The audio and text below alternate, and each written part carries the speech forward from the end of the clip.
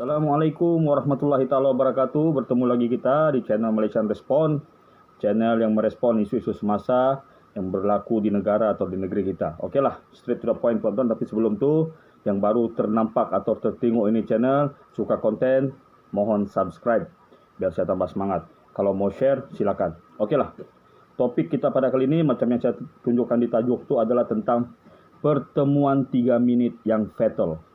Apa maksud pertemuan 3 minit ini? Okeylah, saya jelaskan. Semasa gerakan Sheraton adalah apabila keyakinan terhadap Pakatan Harapan oleh parti-parti sekutu dia sendiri, terutama dari Puak Azmin dan Zuraidah, sudah pudar. Jadi diorang berpakat untuk menubuhkan kerajaan baru yang dinamakan Gerakan Sheraton. Gerakan Sheraton ini maksudnya Hotel Sheraton di Talinjaya sana. Kira-kira 10 minit dari rumah saya lah. Okey. Dalam pergerakan Sheraton itu, hampir semua parti-parti kecuali PKR, DAP dan Amanah berhimpun di situ. Termasuklah UMNO, PAS, Parti Pribumi dan fraksi PKR yang keluar daripada PKR iaitu Azmin dan Zuraidah. Okey, selain itu parti-parti GPS, parti-parti Sarawak juga ikut join dan juga Parti Warisan. Okey. Jadi mereka telah berhimpun dan mengemukakan cadangan tentang pembentukan kerajaan baru berikutan motion of no confidence terhadap Parti Pakatan Harapan.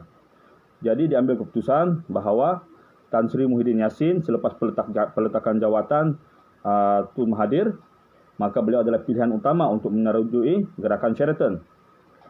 Tetapi setelah Tan Sri Muhyiddin merangka kabinet bayangan beliau, maka kerajaan Parti Warisan yang diketuai oleh Datuk Seri Shafie Apdal telah memberi cadangan kepada kawan lama beliau itu Tan Sri Muhyiddin Yassin supaya dalam kerangka itu nanti Datuk Seri Shafie Apdal diletakkan sebagai timbalan Perdana Menteri.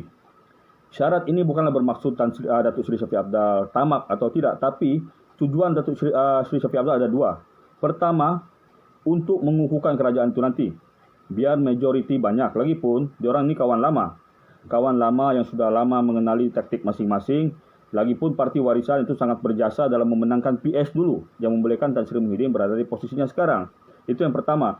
Kedua, Datuk Seri Shafie Apdal mau mengimbangi kekuasaan UMNO yang turut dijemput dalam perikatan itu nanti. Kerana Datuk Seri Shafie Apdal tahu sebenarnya muslihat yang bakal dimainkan oleh UMNO kelak. Jadi dengan itu, Datuk Seri Shafie Apdal mencadangkan kepada Tan Sri Muhyiddin Yassin biar kerajaan itu kukuh dengan pertambahan MP atau ahli parlimen dari warisan, tapi salah satu cara mengukuhkannya adalah dengan meletakkan seorang timbalan Perdana Menteri iaitu Datuk Seri Shafie Apdal. Lagipun dari segi senioriti dan pengalaman, memang Datuk Seri Shafie Apdal layak berada di posisi tersebut. Dan jika ada apa-apa berlaku, proses penggantian akan lebih mudah. Tapi cadangan ini ditolak mentah-mentah oleh Tan Sri Muhyiddin Yassin. Kerana pada pertimbangan Tan Sri Muhyiddin Yassin, kerusi warisan yang ada 11 pada masa itu tidaklah sekuat mana berbanding dengan desakan UMNO dan PAS yang menjadi sekutu dalam Muafakat Nasional. Jadi, selepas gerakan Sheraton, Datuk Seri Shafie Apdal sekali lagi mencuba untuk meyakinkan Tan Sri Muhyiddin Yassin bahawa cadangan hanya meletakkan 3 menteri kanan itu sebagai cadangan yang kurang berkesan. Maka terjadilah apa yang dikatakan sebagai pertemuan 3 minit. Datuk Seri Shafie Apdal dengan rasa rendah diri, naik kereta tanpa eskort telah pergi ke kediaman rasmi Tan Sri Muhyiddin Yassin. Beliau telah pergi ke sana, tetapi apa yang telah terjadi, pertemuan itu tidak membuahkan hasil dan hanya mengambil masa 3 minit.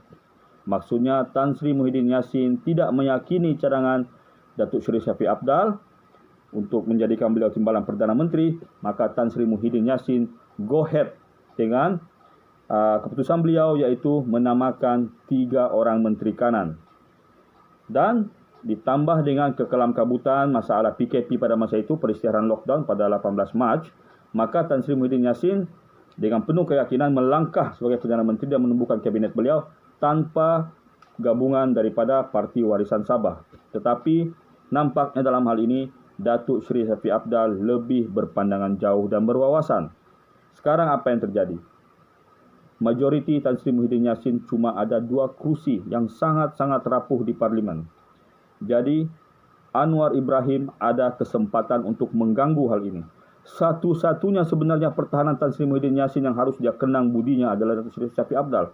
Jikalau Parti Warisan Sabah sekarang ini secara total dan kompak memberikan dukungan kepada Parti Keadilan Rakyat yang diteraju Datuk Seri Anwar, maka saya rasa motion of no confidence boleh diisytiharkan pada pendahuluan masa. Ya? Karena apa? Kita tidak boleh meyakini Parti GPS Sarawak itu bulat menyokong Perikatan Nasional. GPS Sarawak adalah gabungan yang paling bijak dalam semua gabungan ini. Mereka nampaknya sangat-sangat tahu memainkan game ini. Mana dia boleh lompat, orang akan jadikan dia sebagai kingmaker. Istilah politiknya kingmaker. Ya, penentu kuasa.